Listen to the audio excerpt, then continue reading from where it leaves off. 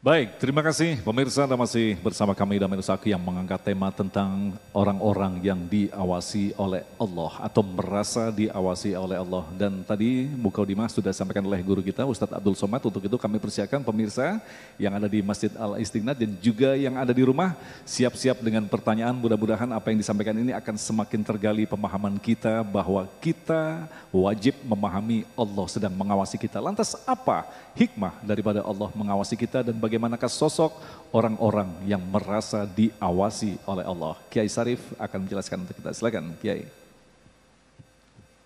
Bismillahirrahmanirrahim. Assalamualaikum warahmatullahi wabarakatuh.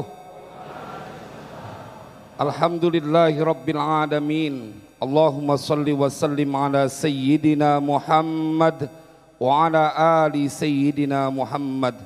Amma ba'du, faya ayyuhal jam'ul karim, jamaah sekalian berbahagia, pemirsa TV One dimanapun berada, yang semoga pengajian ini akan menjadikan diri kita semakin istiqomah untuk melakukan ketaatan. Kalau kita merujuk kepada bulan Ramadan, sesungguhnya semua umat Islam adalah orang-orang yang mempunyai mental untuk merasa diawasi oleh Allah Subhanahu wa taala. Cuman sayangnya cuman di bulan Ramadan. Karena di bulan Ramadan mereka dalam kesendirian tidak berani membatalkan puasanya di siang hari. Kenapa? Bukan karena ingin dia menjadi orang soleh, tetapi karena dia tahu bahwa ada Allah yang mengawasinya. Cuma pasca Ramadan, maka kemudian banyak orang yang mereka menganggap bahwa mereka sudah lagi tidak diawasi. Maka itu jamaah, waktu yang singkat ini saya ingin mengajak kepada kita semuanya, usikum wa nafsi bittaqwallah, untuk mengingatkan diri kita bahwa tidak ada satu pergerakan yang kita lakukan kecuali Allah melihat dan Allah menyaksikan. Rasanya menarik dan akan menjadi keren. Ini Indonesia akan menjadi negara yang begitu damai dan penuh keberkahan. Kalau bukan hanya tes wawasan kebangsaan yang dibikin, tetapi tes wawasan pengawasan Allah. Buat mereka, saudara-saudara kita, orang-orang hebat yang terpilih mewakili rakyat dan mereka mempunyai iman kepada Allah Jalla Jalaluh. Bila kemudian mereka selalu merasa diawasi oleh Allah, mereka tidak akan pernah mau menyia-nyiakan amanah yang telah diberikan.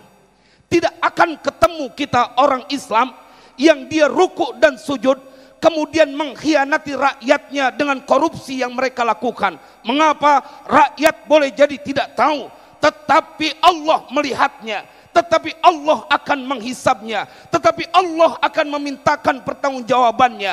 Bila engkau lolos dari kehidupan di dunia ini, kau tidak akan pernah lolos nanti pada saat di yaumil qiyamah. Bila pengetahuan ini tertanam kepada pemimpin-pemimpin kita, kepada semua orang yang yakin dengan Allah sebagai Tuhannya, maka jemaah sekalian berbahagia, hikmah dari merasa diawasi adalah mereka akan terus dalam keadaan takut kepada Allah. Tuan Syekh Imam Ghazali bercerita dalam kitab Mukasyafatul Qulub, ada satu rombongan kafilah, di situ ada wanita cantik yang sedang dilirik oleh seorang laki-laki. Sampai pada waktu malam hari, wanita yang cantik ini, yang bercerita Imam Ghazali, rasanya sulit kita untuk berkata ini sebuah kedustaan. Jemaah, pada saat wanita itu keluar di malam hari, dia mengikuti dan kemudian menyatakan isi hatinya. Kemudian wanita itu berkata, unzur anaman nasu bi ajma'ihim. Apakah sudah tidur semua manusia? Semuanya sudah tidur. Girang nih lelaki, dia berbangga diri bahwa keinginannya diturutin oleh itu perempuan. Dia keliling dan kemudian berkata, hum niyam, mereka semua sudah tidur. Lalu kemudian wanita itu berkata, madza taqulu fillah fi hadhihi sa'ah. Lalu apa pendapatmu tentang dia Allah pada saat ini?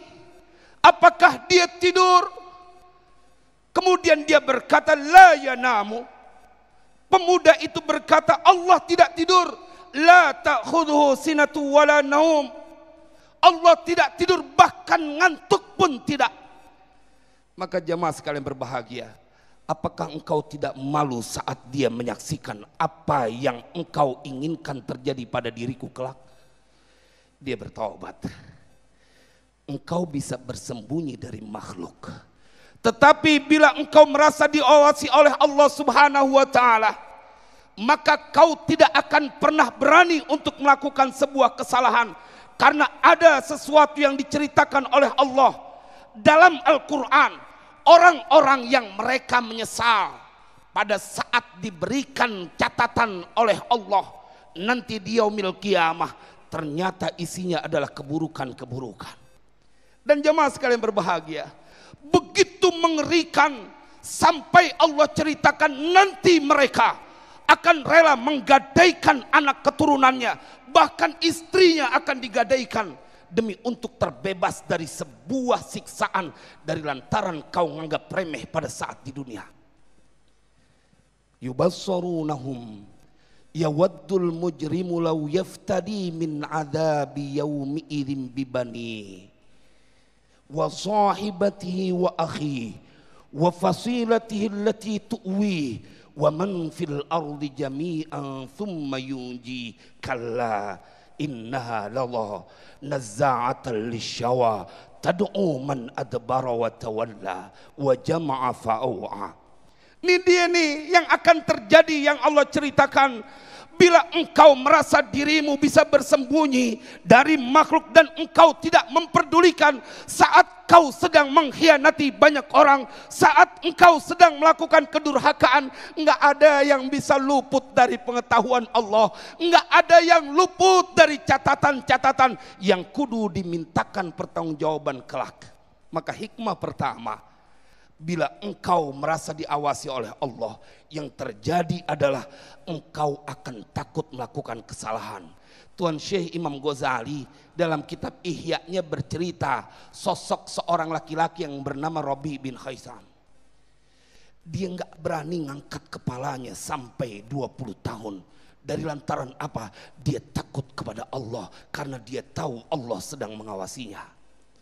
Jemaah sekalian yang berbahagia, maka pada kesempatan kali ini saya juga ingin menyampaikan bahwa hikmah pada saat engkau merasa diawasi oleh Allah, hilang rasa takut di dalam dirimu kepada makhluk. Hilang rasa takut di dalam dirimu kepada makhluk.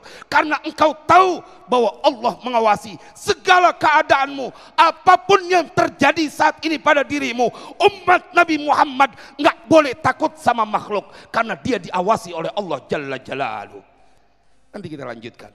Masya Allah, luar biasa sekali mukadimah yang baru saja disampaikan oleh guru kita, dan insya Allah nanti kita akan lebih dalam lagi untuk mendiskusikan, dan tentu saja saya yakin begitu banyak pertanyaan-pertanyaan yang berkaitan bagaimanakah kita mengkondisikan diri kita untuk merasa diawasi oleh Allah. Kita akan jawab pertanyaan-pertanyaan Anda selepas pesan-pesan berikut ini. Damai Indonesiaku.